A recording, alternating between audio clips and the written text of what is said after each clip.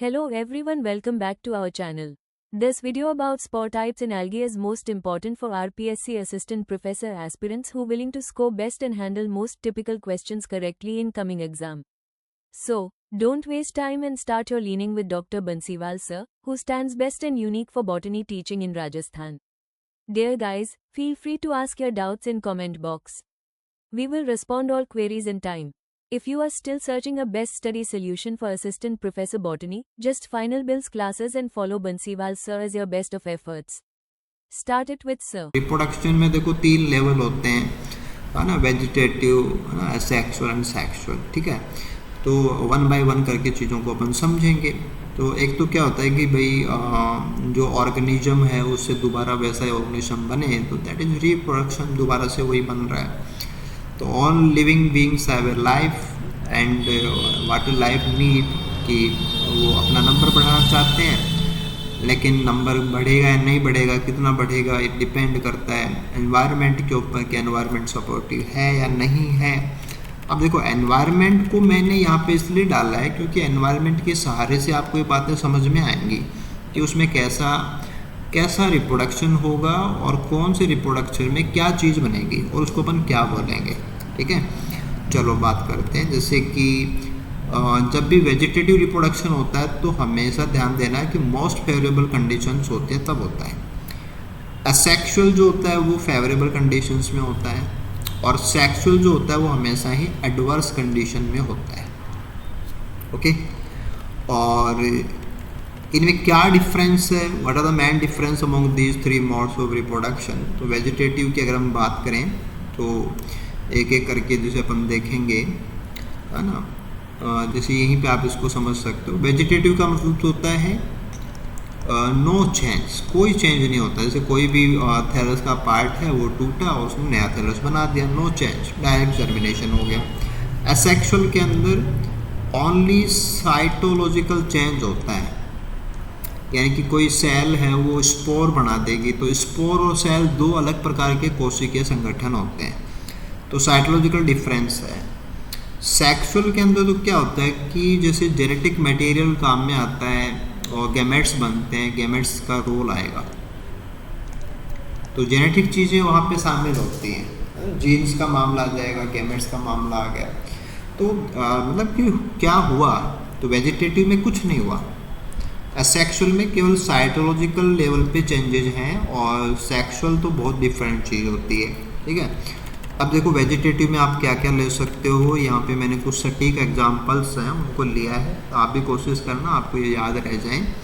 जैसे फ्रेगमेंटेशन है, फ्रेगमेंटेशन के एग्जांपल्स को ध्यान देने की कोई ज़रूरत नहीं है क्योंकि जितने भी आपके फिलामेंटस होते हैं ये कॉलोनी वाले होते हैं, तो पानी के अंदर रहते हैं। पानी के अंदर कोई भी तेज बहाव आएगा, कोई भी ऐसा इशू आएगा तो टुकड़े हो सकते हैं और टुकड़े होके नया थैलस बनना वो फ्रेगमेंटेशन है। तो ये कोई बड़ी बात नहीं है। मैंने यहाँ कोई एग्जांपल ऐसा नहीं है जो कोई यूनिक चीज़ होती है, मतलब वो इसी में होता है ना। ये एक सिंपल मैकेनिज्म की बात हो गई। सेल डिवीजन जो होता है, जैसे यूनिसेलुलर फॉर्म्स हैं तो उनमें तो यही एक तरीका होता है ना। सेल डिवीजन में क्या होता है कि सेल से सेल बन जाती है, तो एक ही सेल का होता है उससे वही सेल बन जाती है, तो वहाँ आपको लगेगा ही नहीं कि कोई असेक्सुअल हुआ है ना, कोई सेक्सुअल हुआ है, ऐसा कुछ। अब देखो कुछ और वर्ड्स हैं जो आपको आने चाहिए, जैसे कि हॉर्मोगोन्स है। अब हॉर्मोगोन में आपको ध्यान देना है कि इसका कनेक्शन साइनोफाइसी से है। अब साइनोफाइसी के जो फिलामेंट होते हैं वो छोटे छोटे पीसेज में टूट जाते हैं। अब ये क्यों टूट जाते हैं, जैसे मान लो कोई पानी का बहाव हो गया, किसी इंसेक्ट ने मतलब फिलामेंट को काट दिया, या कई बार बीच में डेड सेल्स बन जाती हैं जिनको अपन नेक्रीडिया बोलते हैं, नेक्रोसिस हो जाते हैं उनके अंदर, डेड सेल का बनना, नेक्रीडियम का बनना। तो फिलामेंट के कुछ पीसेज बन गए, वो पीसेज एक छोटा जो टुकड़ा होता है उसका नाम हॉर्मोगोन होता है ना। तो आपके नोस्टो के फिलामेंट है, ऑसिलेटोरिया है, इनके अंदर आपको नॉर्मली ये चीज़ें मिल जाती हैं। जैसे फिर यहाँ पे देखें तो ये हॉर्मोगोन हो गया, एक टुकड़ा है एक फिलामेंट का ना, ये भी एक टुकड़ा है, तो ये हॉर्मोगोन्स हो गए, है ना। बीच में कोई सेल वो डेड हो गई तो जैसे नेक्रीडियम, दिस इज नेक्रीडियम। तो किसी भी वजह से अगर फिलामेंट की कुछ एक सेल, टुकड़े के अंदर कई सारी सेल्स आएंगी, फ्यू सेल्स होंगे, एक सेल नहीं होगी।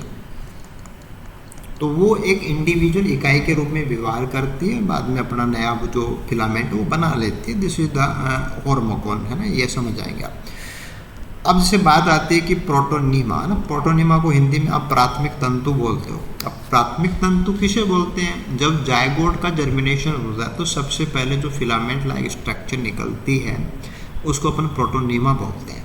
अब प्रोटोनीमा से तो मेन थैलस बन जाता है, लेकिन अगर कंडीशन अच्छी होती है, फेवरेबल होती है, तो उससे फिर सेकेंडरी प्रोटोनीमा बन सकते हैं, और सेकेंडरी प्रोटोनीमा से अब दूसरा थैलस बन सकता है, जैसे कि कारा के अंदर आप लोग बहुत आराम से इन चीज़ों को पढ़ते हो। ठीक है, तो प्रोटोनीमा वैसे तो क्या होता है कि जायगोट के जर्मिनेशन से बनने वाली संरचना होती है। वो कोई वेजिटेटिव रिप्रोडक्शन का मतलब उसमें कोई है नहीं ऐसा कि वो एसिड रिप्रोडक्शन का मतलब कोई ऐसा रोल है उसका। बट कारा में आपको ये मिल जाएगा कि वहाँ पे सेकेंडरी बन जाते हैं। जैसे मान लो कि एक प्रोटोनीमा है, अब इसमें से दूसरी ब्रांच और निकल गई, अब उससे क्या है कि एक नया थैलस बन जाएगा, तो नंबर बढ़ गया।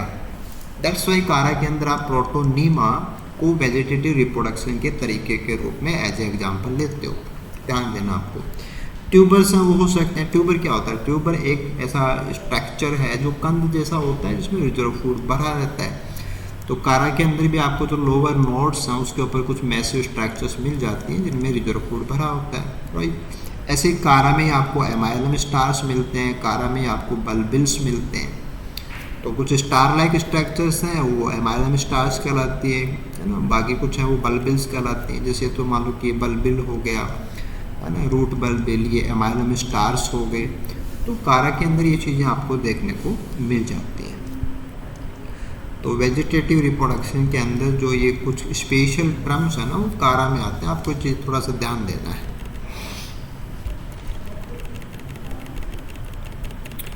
ओके, इसके बाद में नेक्स्ट अपन यहाँ पे देखेंगे एसेक्सुअल रिप्रोडक्शन इन एल्गे। ये बहुत इंपॉर्टेंट है, यहाँ पे ज़्यादा चीज़ें आएंगी, आपको थोड़ा ध्यान भी स्पेशल तरीके से देना है।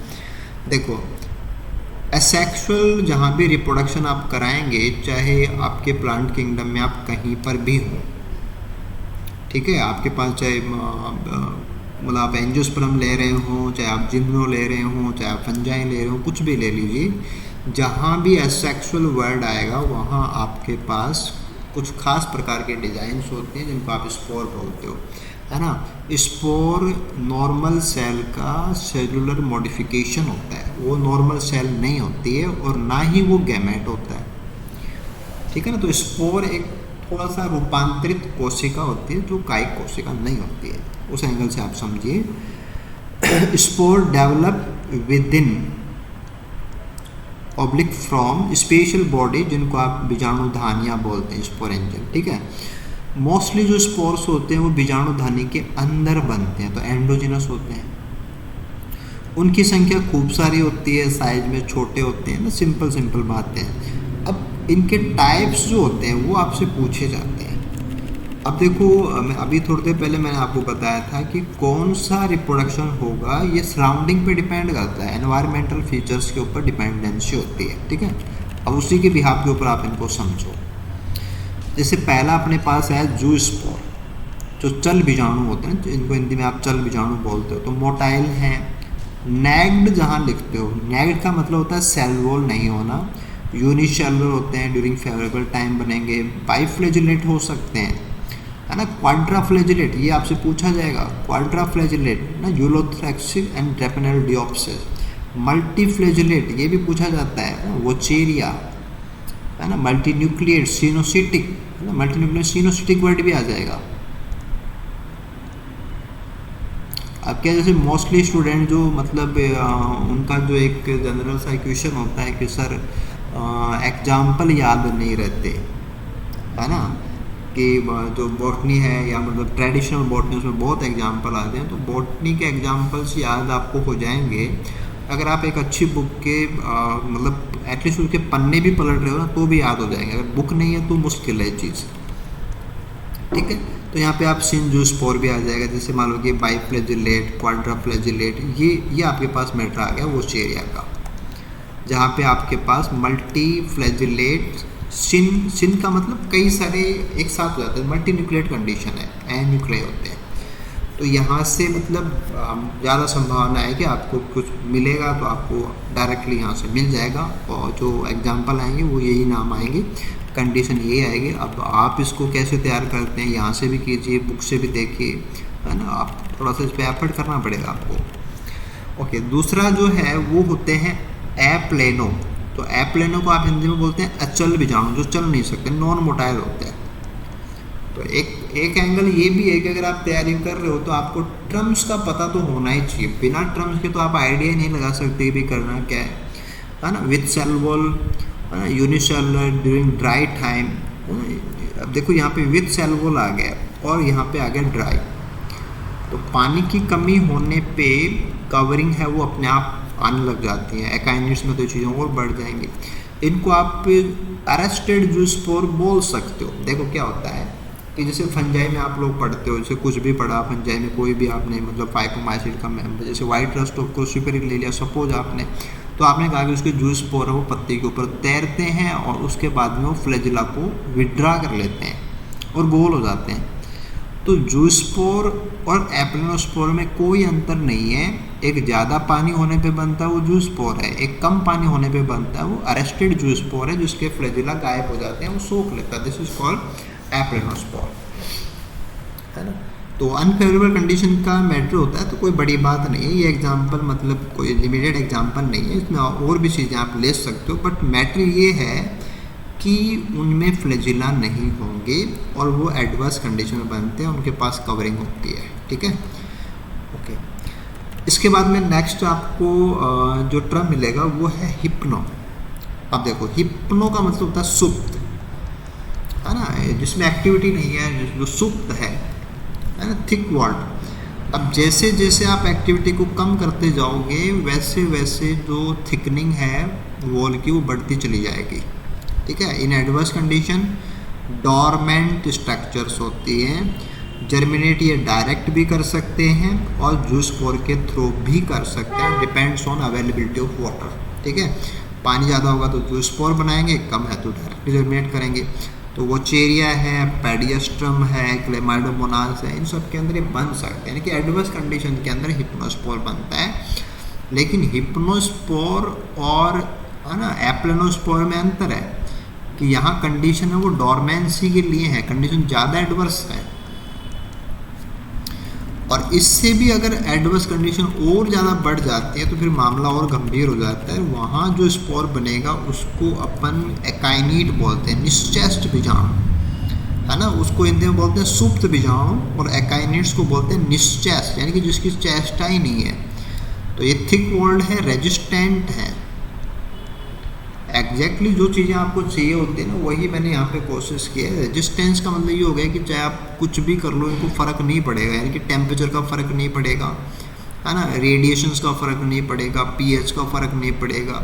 तो एनवायरनमेंट का कोई भी ऐसा एक्सट्रीम फैक्टर इनको डिस्टर्ब नहीं कर सकता। They are highly resistant structure. तो हाईली एडवर्स कंडीशंस को ये फेस कर सकते हैं और ये अकेले भी बन सकते हैं, चैन में भी बन सकते हैं। जैसे मान लो कि ये तो वेजिटेटिव सेल्स आपको दिख रही है ना। हेट्रोसिस्ट है, यानी कि आपने कोई जो साइनोफाइसी मेंबर है वो लिया है, जैसे आपने एनाबिना ले लिया। और एकाइनीट है वो काफ़ी बड़ी स्ट्रक्चर्स होते हैं। हालांकि यहाँ पे एकाइनीट के नीचे हिप्नोस्पोर लिखा है, लेकिन एकाइनीट क्या होता है कि उसमें एक तो रिजर्व फूड भर जाता है, एक उसका डीएनए है वो हाईली प्रोटेक्ट हो जाता है, वॉल थिकनिंग बहुत ज़्यादा हो जाती है। तो एक्सट्रीम से एक्सट्रीम कंडीशन में हाईली रेजिस्टेंट जो स्पोर बनता है दे आर कॉल्ड एकाइनीट्स, ठीक है। तो जैसे उडोगोनियम में भी बनता है, वो चेरिया में भी बनता है, यूरोथ्रिक्स है, एनाबिन है, में एकाइनीट्स बन जाते हैं। हाँ, एल्गी में यहाँ आपको जो एकाइनीट्स मिल रहा है और बैक्टीरिया में इसके बराबर की जो चीज़ बनती है उसको क्या बोलते हैं?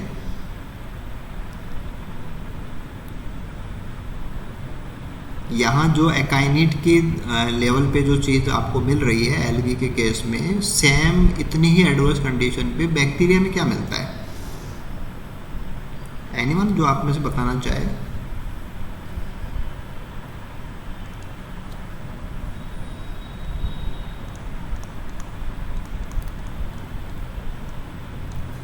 क्या मिलेगा?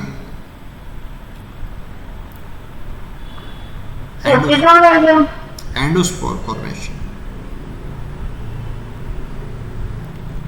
क्योंकि आपकी बैक्टीरिया की क्लास हो गई है, आई थिंक आपने उनको कवर किया होगा, तो एंडोस्पोर तो है ही वहाँ पे स्पेशल चीज़, एंडोस्पोर की भित्ति और एंडोस्पोर जैसे आपके जो रोड्स है बैक्टीरिया होते हैं उनके अंदर मिलेगा ये, है ना। तो वो भी एक एक्सट्रीम रेजिस्टेंट स्पोर है, और ये भी क्या है, एक एक्सट्रीम रेजिस्टेंट स्पोर है, लेकिन वो बैक्टीरिया का मामला है, ये एल्गी का मामला है, ठीक है। अगला जो पार्ट है वो है पाल्मेला अवस्था, पाल्मेलॉइड कंडीशन, पाल्मेला स्टेज, है ना, ऐसे नाम होते हैं। एक्चुअल में क्या है कि पाल्मेला जो नाम है वो यहाँ तो एक अवस्था का नाम है, वैसे पाल्मेला एक एल्गी है ना, उसका नाम है, तो उससे मिलती जुलती अवस्था है। अब इसमें क्या होता है, पहले तो आप वो समझ लो कि मतलब पाल्मेला का मतलब मामला क्या है। पाल्मेला का मामला ये है कि जैसे मान लो कि कोई सिंगल सेल है, अब सिंगल सेल डिवाइड कर रही है, उससे कई सारी सेल बन रही हैं। अगर इस दौरान कंडीशन एडवर्स हो गई तो क्या हो जाएगा कि ये जो एन सेल्स हैं इनके बाहर एक जिलेटिन जैसा पदार्थ वो जमा हो जाता है। यानी कि नॉर्मली जो डेवलपमेंट चल रहा था उस दौरान अगर एडवर्स कंडीशन आएंगे तो सब कुछ एक म्यूसिलेजिनस मटेरियल के अंदर वहीं का वहीं रुक जाता है। तो एक म्यूसिलेजिनस शीट मिलेगी जिसमें आपको डिवाइडिंग सेल्स है वो उसमें पड़ी हुई होती है। तो छोटी छोटी जो आपको कॉलोनी दिख रही है ये डिवाइडिंग सेल्स हैं, लेकिन कंडीशन उस दौरान ख़राब हो गई तो इनके बाहर एक म्यूसिलेजिनस शीट बन गई। तो पाल्मेलॉइड कंडीशन जो होता है ना वो मतलब एक मतलब डेवलपमेंट के दौरान की अवस्था है जब कंडीशन सूटेबल से अनसूटेबल हो जाती है, ठीक है। तो during water deficiency daughter cells in a common gelatinous matrix like एक कॉलोनी आपको दिखाई देती है, लेकिन ये कोई कॉलोनी नहीं है। डॉटर सेल जिनको एक एक हो जाना चाहिए था वो एक एक नहीं हुई, वो मैट्रिक्स के अंदर पड़ी हुई है, that's why that is called palmella condition. तो क्लेमाइडोमोनास है, यूरोथ्रिक्स है, इनके अंदर ये स्टेज पाई जाती है। पीछे के पेपर आप उठा के देखेंगे तो उनके अंदर ये पूछा हुआ भी है, तो आपको पता भी होना चाहिए, ठीक है। अब जैसे डॉटर कॉलोनी की बात आती है, जैसे वो आपका वोल्वॉक्स है, जैसे यहाँ पे फिगर के अंदर वोल्वॉक्स ही आपको दिख रहा है ना, ऐसे हाइड्रोडिक्टियन जिसको वाटर नेट बोलते हो। तो डॉटर कॉलोनी भी एक प्रकार से क्या है कि रिप्रोडक्शन के काम आती है कि मदर कॉलोनी जब मतलब डिजॉल्व हो जाएगी तो डॉटर कॉलोनी में से सेपरेट होकर के वो नया कॉलोनी बना देती है, ठीक है। अब कॉलोनी फॉर्मेशन के लिए जो सेल जिम्मेदार होती है, अब वो सेल जो होती है उसको अपन गोनीडियम बोलते हैं, ठीक है ना। तो गोनीडियम क्या है, जैसे आप वोल्वॉक्स की लाइफ साइकिल पढ़ेंगे तो उसमें आपको मिलेगा कि गोनीडियम क्या चीज़ होती है। वैसे क्या है कि जो मदर सेल या मदर कॉलोनी यहाँ पे बोलिए, सेल नहीं बोलना अपन को, तो डॉटर कॉलोनी की फॉर्मेशन जिस सेल से होती है दिस इज गोनीडियम सेल। ऐसे कुछ और टर्म्स में आप लेंगे तो ऑटोस्पोर, देखो ऑटो को हिंदी में बोलते हैं सव बीजाणु, मतलब खुद ही खुद का बीजाणु बन जाए ऐसे। अब ध्यान क्या देना है कि इनमें फ्लैजेला तो होंगे नहीं like aplanospore, but structurally they are very very similar to mother cell, यानी कि जो सेल है उसके जैसे ही होते हैं। जैसे मान लो कि ये मदर सेल है, अब इसमें जो स्पोर्स बने वो बिल्कुल से सेम है, अलाइक, बिल्कुल हूबहू, नो चेंज। फ्लैजेला इनमें नहीं होंगे। तो जैसे क्लोरेला है, स्कैंडेस्मस है, इनके अंदर आपको ऑटोस्पोर्स मिलेंगे। तो इम्पोर्टेंट चीज़ है, पूछी जा सकती है आपसे। ऐसे पॉलीसाइपोनिया जब आप पढ़ते हो तो पॉलीसाइपोनिया एक ट्राइफेजिक लाइफ साइकिल वाला रेड एल्गी होता है। तो इसमें कुछ खास प्रकार के बीजाणु बनते हैं जो कार्पोस्पोर्स कहलाते हैं, और कार्पोस्पोर जो होते हैं वो नॉन मोटाइल डिप्लॉयड स्पोर्स हैं डेवलप इन द कार्पोस्पोरेंजियम, और कार्पोस्पोरेंजियम वो कार्पोस्पोरोफाइट का हिस्सा होता है। तो वो तो पॉलीसाइपोनिया की डायरेक्ट बात है कि पॉलीसाइपोनिया अगर आपने पढ़ा है तो आपको पता है कि वहाँ पे कार्पोस्पोरोफाइट और कार्पोस्पोर बनते हैं जो नेचर वाइज डिप्लॉयड होते हैं, एक फ्लास्क लाइक डिजाइन के अंदर बनते हैं जिसको अपन पेरिकार्प बोलते हैं। उसके अंदर ये स्पोर्स हैं जो थोड़े से डार्क कलर से दिख रहे हैं आपको। हाँ, ऐसे ही अपन बात कर सकते हैं एंडोस्पोर। अब देखो यहाँ एल्गी में एंडोस्पोर और अभी अपने बैक्टीरिया में एंडोस्पोर देखा, उनके दोनों के टर्मिनोलॉजी में बहुत बड़ा अंतर है। वहाँ तो हाईली एडवर्स कंडीशंस की बात हो रही थी, यहाँ पे क्या है कि स्पोर बनेंगे विद इन नॉर्मल सेल, कि ये तो जैसे नॉर्मल सेल की बाउंड्री है, नॉर्मल सेल है, और उसके विद इन ही, जैसे वहाँ भी क्या होता है कि जैसे रोड्स है बैक्टीरिया है उसके अंदर ही बन जाता है, तो वैसे ही यहाँ पे भी जो नॉर्मल सेल है उसके अंदर ही बनेंगे एंडोस्पोर। ठीक है, तो कौन से एग्जांपल्स हैं, जैसे कि आपका ड्रमोकार्पा, प्यूरोकैप्सा, ये इसका एग्जांपल है, तो ये भी आपसे पूछा जा सकता है। एक बहुत ही यूनिक सी चीज़ होती है एक्सोस्पोर। जैसे नॉर्मली क्या होता है कि जैसे कोई भी स्पोरेंजियम है उसके अंदर ही बनते हैं, लेकिन एक्सो का मतलब एक एंड से है ना, बाहर की तरफ, कि spores from ruptured end of A filament. जैसे फिलामेंट है और इसका टूटा हुआ हिस्सा है, यहाँ से स्पोर्स वो रिलीज हो रहे हैं, तो इसलिए आप इसको क्या बोलेंगे, एक्सोस्पोर। तो ये कंडीशन आपको केमिसाइफोन में मिलेगी। तो यूनिक है, जितना जो कोई यूनिक है उतना ही वो स्पेशल है। ओके, अब देखो रोडोफाइसी के मेंबर्स के अंदर जैसे आपके रेड एल्गी हैं, वहाँ पे एक और टर्म आता है, दैट इज मोनोस्पोर। तो मोनो का मतलब संख्या से होता है, तो सिंगल स्पोर इन ए स्पोरेंजियम, जैसे कि आपका पोरफायरा है ना, पोरफायरिडियम है, इनके अंदर स्पोरेंजियम के अंदर एक ही स्पोर बनता है, तो आप इसको मोनोस्पोर बोलेंगे। रेड एल्गी के एग्जांपल्स हैं। ऐसे आता है ऊडोगोनियम ना, ऊडोगोनियम जैसे कैप सेल के नाम से भी पूछा जाता है। यहाँ पे तो अपन स्पोर की बात कर रहे हैं, और ये एंड्रोस्पोर है। एंड्रो का मतलब मेल पार्ट होता है, ठीक है। तो एंड्रोस्पोरेंजियम के अंदर बनेंगे, पहली बात तो इनके पास नंबर ऑफ फ्लेजिला बहुत सारे होते हैं, जैसे ये आप देख रहे हैं मल्टीफ्लेजिलेट कंडीशन है, फ्लेजिला हैं बहुत सारे। और जब ये जर्मिनेट होते हैं तो उनसे क्या बनता है, ये तो क्या है कि आपको उसकी लाइफ साइकिल में मिलेगा, बट यहाँ भी आप ध्यान दे सकते हैं कि छोटा सा तंतु बनता है जो मेल फिलामेंट होता है, मेल थैलस होता है, उस छोटे से मेल फिलामेंट का नाम होता है नेनेंड्रियम। मे भी आप लोगों ने ऊडोगोनियम पढ़ा होगा तो आपको ये नाम आया भी होगा, नेनेंड्रियम, ठीक है। तो एंड्रोस्पोर है ना, एंड्रोस्पोर इसका कनेक्शन ऊडोगोनियम से है। ऑल राइट, चीजें समझ रहे हो ना आप लोग? Okay, then next one is statospore. अब स्टेटोस्पोर्स जो है वो आपको डायटम्स में मिलेंगे। बैसिलोफाइसी के मेंबर्स है डायटम्स। इसमें क्या है कि स्पोर की जो सेल वॉल है उसमें सिलिका का जमाव हो जाता है, दैट्स व्हाई स्टेटोस्पोर्स।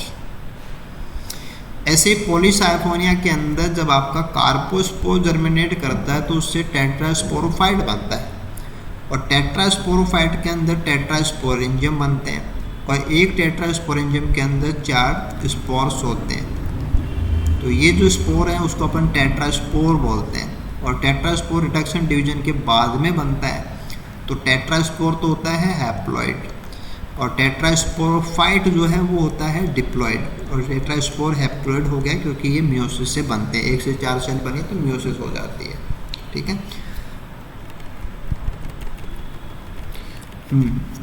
ऐसे जो मतलब अगर साइटोप्लाज्म के टुकड़े हो जाएं और वो टुकड़े बहुत छोटे हों आकार में, तो अपन उनको बोलते हैं नैनो। नैनो का मतलब स्मॉल साइज से है, साइट का मतलब साइटोप्लाज्म के टुकड़ों से है। तो स्मॉल साइज साइटोप्लाज्मिक पीसेज जो एक स्पोर का काम करें। तो मोस्टली जो साइनोफाइसी के फिलामेंटस एल्गी होते हैं उनके अंदर साइटोप्लाज्म है ना छोटे छोटे पीसेज में टूट जाएगा, और वो छोटा सा पीस एक स्पोर का काम करता है, जिसको अपन नैनोसाइट बोल सकते हैं। तो क्लोरोकोकस है, ग्लियोकैप्सा है, इनमें आपको ये चीज़ें मिल जाती हैं। जो ट्रम है ना, कंडीशन है, ठीक है, वो तो आपकी क्लास में यहाँ से क्लियर हो जाएगी ना। साथ में मैंने यहाँ पे डायग्राम भी रखे हैं, तो थोड़ा सा उससे भी सहूलियत हो जाती है कि आपको चीज़ें थोड़ी सी ज़्यादा मतलब मेमोराइज हो जाती हैं। बट स्टिल आपने मेंबर्स अगर गो थ्रू आप हुए हैं, मेंबर्स के लाइफ साइकिल में चीज़ें आपको मिलेंगी, तो वो चीज़ अगर आपने कर रखी है या वो आप आगे कवर करेंगे तो ये आपको ज़्यादा बेनिफिट देगा। और मेमोरी जो है वो रिपीटेशन से क्रिएट होगी। आपने बार बार चीज़ों को देखा है, आपके सामने चीज़ें आई हैं, देन इट इज़ श्योर कि आपको रिकॉल हो जाएगा। ठीक है, तो आज की क्लास के अंदर जैसे कुछ इंपॉर्टेंट चीज़ें अपन ने ली हैं, तो आई होप आप थोड़ा सा इनको बहुत सीरियसली कवर कीजिएगा।